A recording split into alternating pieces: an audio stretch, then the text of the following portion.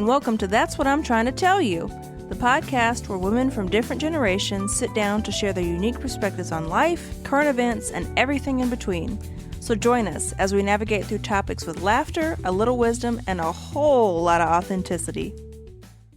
So there was a clip that I saw on Instagram, and I shared it with you both, about this couple. They're calling themselves platonic life partners. It's a gay man and a straight woman, and they met at work years ago, and I guess just hit it off. They work in music or something, and they have a podcast now, of course, but they made a decision to have a child together. Of course, they're not romantically involved because he's gay and she's straight, and create this kind of family unit without having any romantic involvement, no traditional family structure, but they share this child and they share, I guess, love together. And that's what they do. And I think I just immediately, when I saw it, I really, really tried to be diplomatic and accepting, but I just couldn't. I just think it just sounds like such BS to me, like some more new age kind of label on.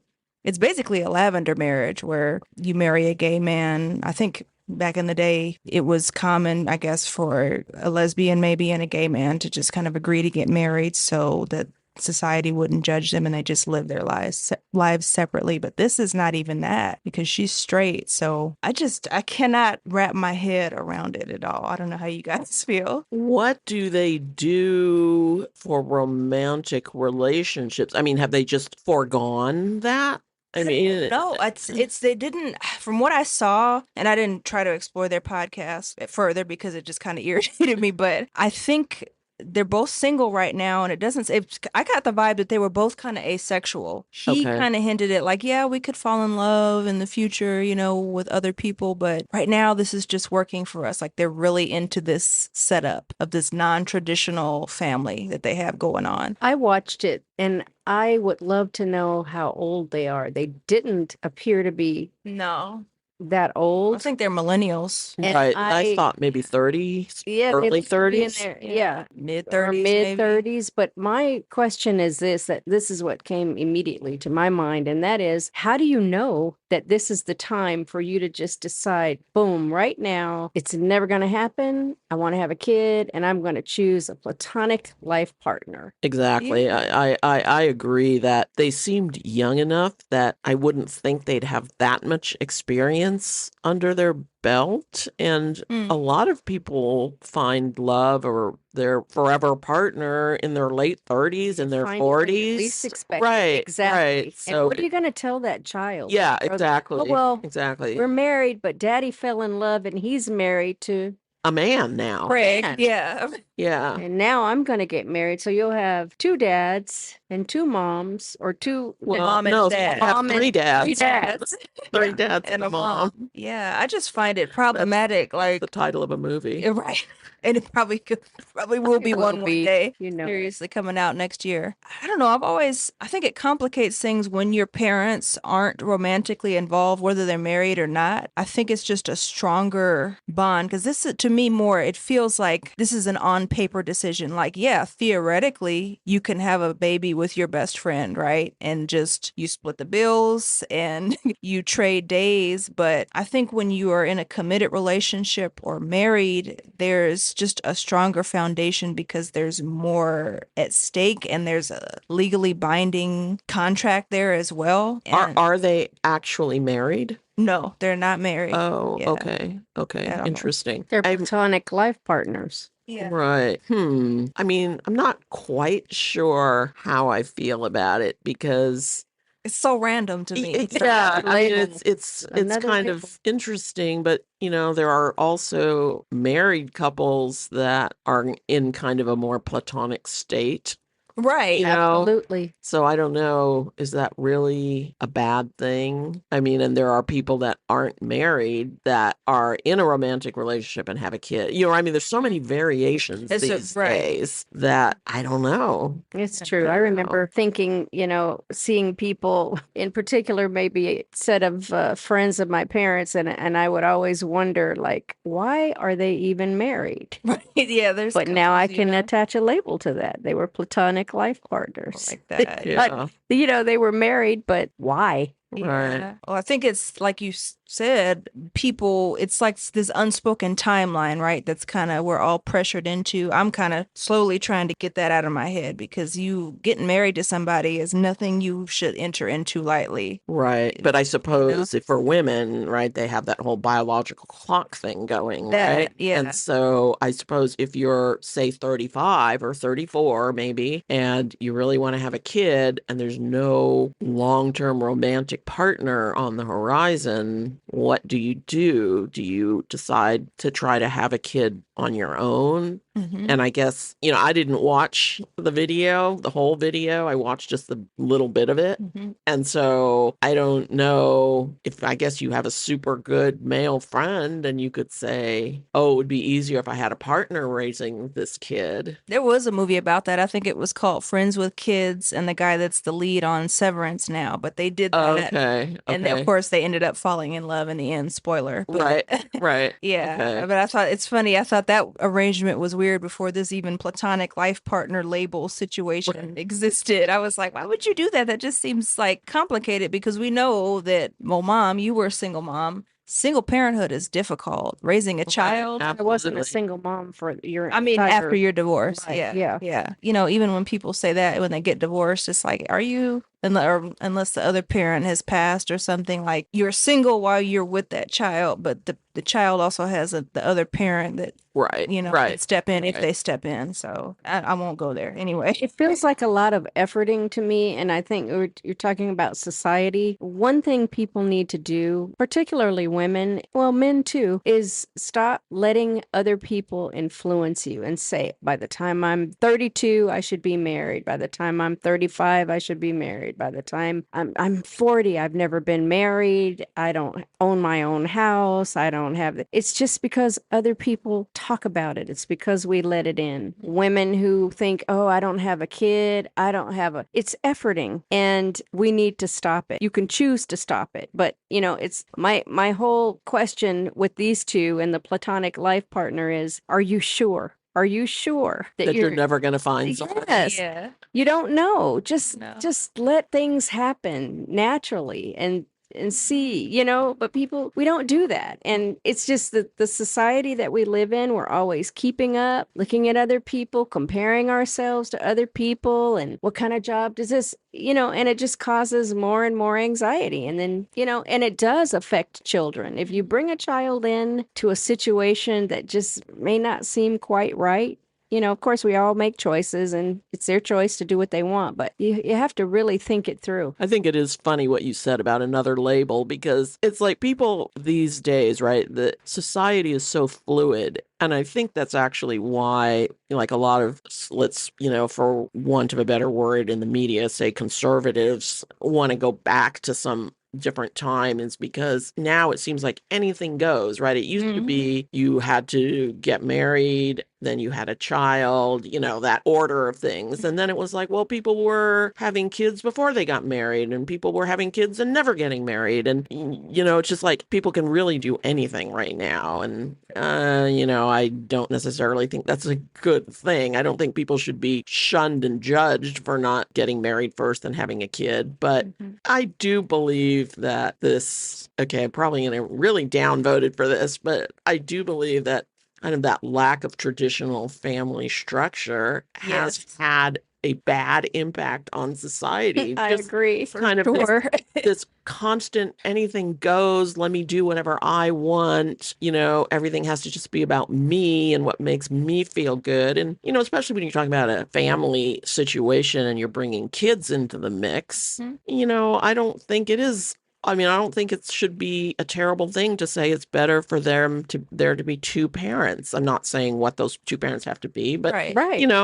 two parents involved definitely seems like a good thing. Absolutely. And so, like with these people, it just seems funny to me that they put a label on it because it's almost like, oh, if I put a label on it, then I can encourage other people to do like me because we can call it this thing. Exactly. Right, yeah. It's like the emperor the emperor has no clothes. Yeah. I mean, what the fuck are you talking about? That's what I wanted to say because he said at one point in there, people think like this is some radical new thing, but I think it's just, the natural, like, what did he say? I don't even want to paraphrase him incorrectly, but it was something along the lines of this is not revolutionary. We're just doing what feels right, basically, for us right now. Like that bullshit hipster speak that I hear so much now in this, oh, be transparent, do what, Do you what feel feels what right to feels you. right, what feels good in the moment. It's like this is a huge decision to just be like, oh, well, it felt good in the moment, like you said. And on your point, Kat, children need structure because 15 years down the line, you're looking at psychotherapy and childhood trauma growing up in an environment that was traumatic, When a child wakes up in the morning and sees two parents there, and you can sit down and eat breakfast together. Yeah. And two moms, two dads, whatever it is. And I understand some people are widows, or their circumstances beyond your control. But I'm gonna be honest with you, and people can come from me, but I'm so sick of this. When you meet somebody, the first thing they say is, "I'm a single parent." Okay, good for you. I had a conversation the other day with someone that I know, and they were talking about, oh, it's so hard. It's so this, I'm divorced, blah, blah, blah, blah, blah, blah. And I said, yeah, they got a couple kids. And they said, oh, are you divorced? I said, I was divorced, but I guess I'm technically widowed as well because he recently died, but we did everything together. And she's like, starts talking about her ex-husband and stuff. And I didn't have any of those stories. And she said, oh, he was present. I said, he was a very present father. Yeah. I know you say I was a single parent, but I only say that because that's what people say. That's the lingo. We were married for Right, 17 right. years. Well, I and, mean, we were together for you didn't want to be married to him anymore, but he was still your daughter's. Exactly. And we were very much a part of each other's lives, like on a daily basis almost. And so anyway, this is me. I mean, I'm of a certain age, but when you sit down together with your family and ask the kids, how was their school? When they see you going to work, we're going to do this. We're going to stop by and get the stuff you need. And they know that dad's there when you get home, or the other mom, whatever your situation is. Stability. There is something to that. And I don't care if people get angry about it. You really do need to try harder. Like, if I know you're having trouble with school, I'm going to sit down and help you. If I can, I'm going to get a tutor. That kid's not seeing me up in the club and I got to get a babysitter because I don't have another parent there. You know what I mean? Yeah.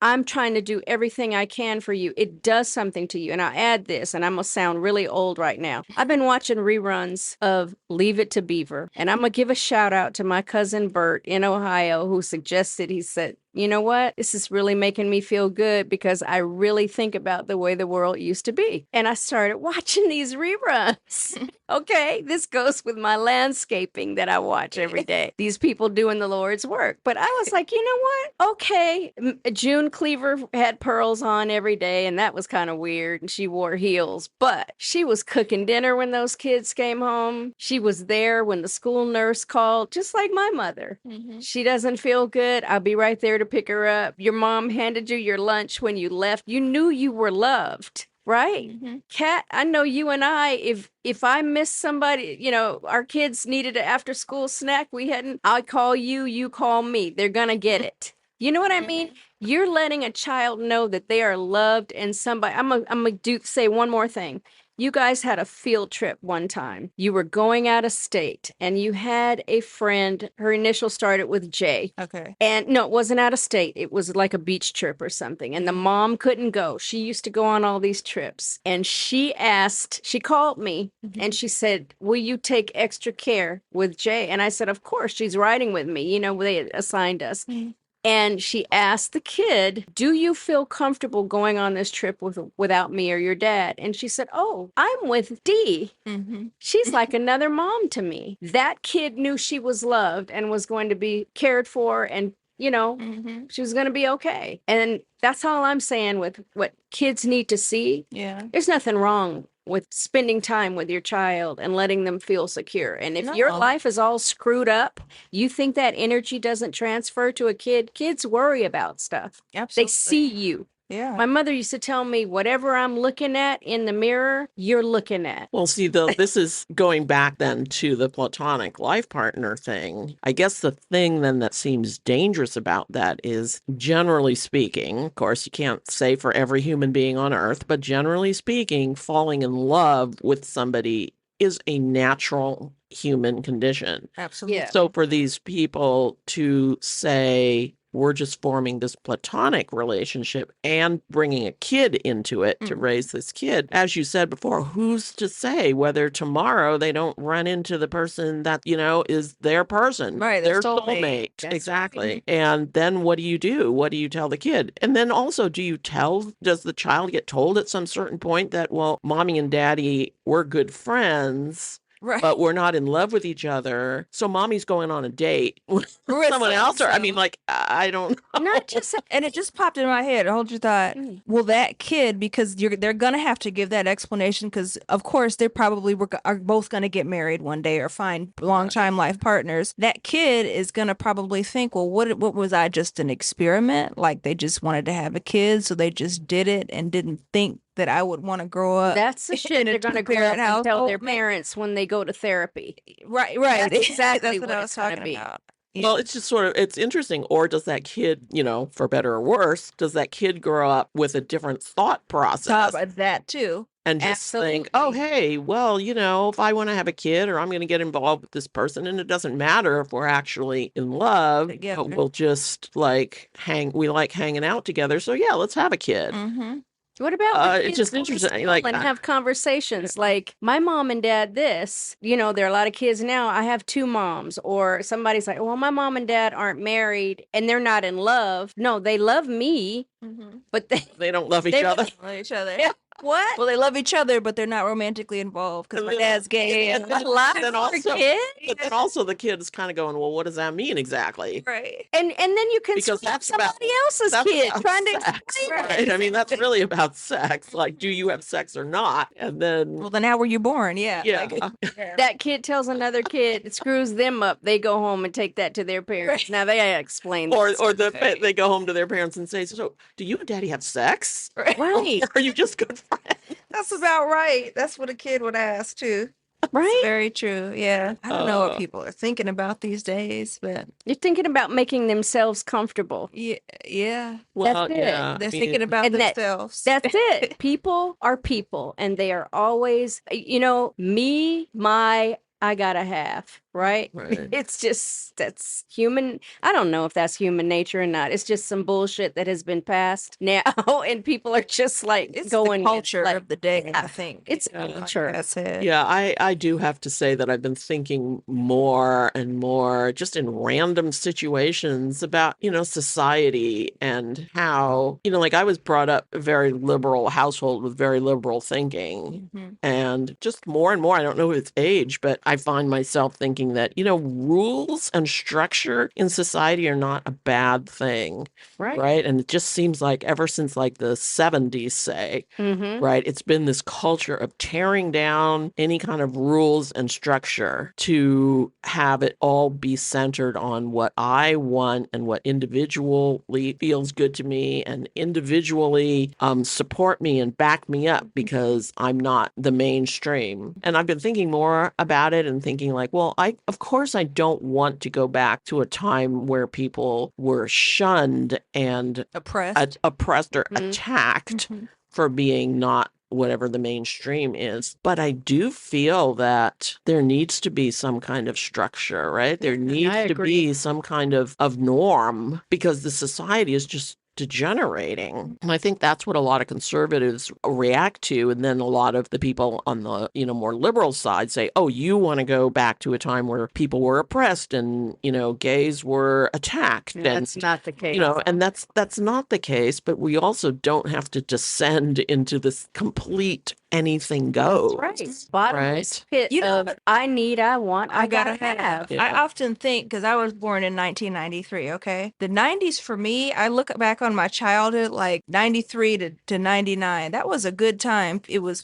diverse, more culturally. People were a little more accepting. I know we'll not talk about the political things that were going on, and no, there's no utopia, right? But it was like a really good time. People were still kind of naive, but they were progressive enough where you could get along with your neighbors. And I often think about like, you knew gay people existed, but there was none of this. Everybody just kind of kept to themselves. And I know Right. I don't want to sound like a crazy, like a conservative, like you just keep to your side and we'll Yeah. bring back Jim Crow. That's not what I'm saying. Like you were able to express yourself and be yourself without having to broadcast it to everyone Right, and try right. to create a cause for your side or your perspective. People Right. just were. You didn't, And that you was didn't it. expect everybody else to be bending themselves to whatever you Yeah. were or whatever. It's just like, I might not be the same as you, but that's cool. And you're not attacking me. And I'm not exactly. demanding that you stand up and recognize me and clap every time I walk into the room. Exactly. I'm Exactly. gay. Okay. Yeah, cool. It'd be like, just fine, like whatever. Yeah. Okay. I don't think, Mom, you always say, like, I don't think people should have to disclose they're gay because you're literally, when you say you're gay, you're telling someone how you like to have sex or who you're Right, attracted to. right, That's a weird right. thing to have to disclose, Yeah. right? Yeah, yeah. Yeah. Why should anybody have to disclose that Why do you ever? why I do mean, you it's need to know just, that? Mhm. yeah. I mean, I have I mean, there's very, certainly like in a work situation or school, what does it matter? Right. does it matter? Right. And I always say this. I mean, are you maybe if really- you're in a bar and somebody approaches you and tries to pick you up, That- that matters. yeah. But, if you have a broken leg and go to ER and you got a problem with somebody who's gay, are you going to ask the doctor, wait a minute, are you gay? You can't touch me. Right. That's craziness. Yeah. Who cares? Cares. Do you care if the doctor That's the name of this episode. Who cares? cares? Is the doctor black? You don't like black people? Okay, but we don't have any other doctors on, any other surgeons on staff right now. You gonna Right. walk out? Really? Yeah. That's craziness. Yeah. Hey everyone, and thanks for tuning in to another episode. If you enjoyed what you heard, please follow, comment, and reach out on our socials. Also, leave us a review on Apple Podcasts or wherever you get your podcasts. If you resonated with anything in the episode, be it products or topics, make sure to check the show notes for additional information, or shoot us an email if you like. See you next time.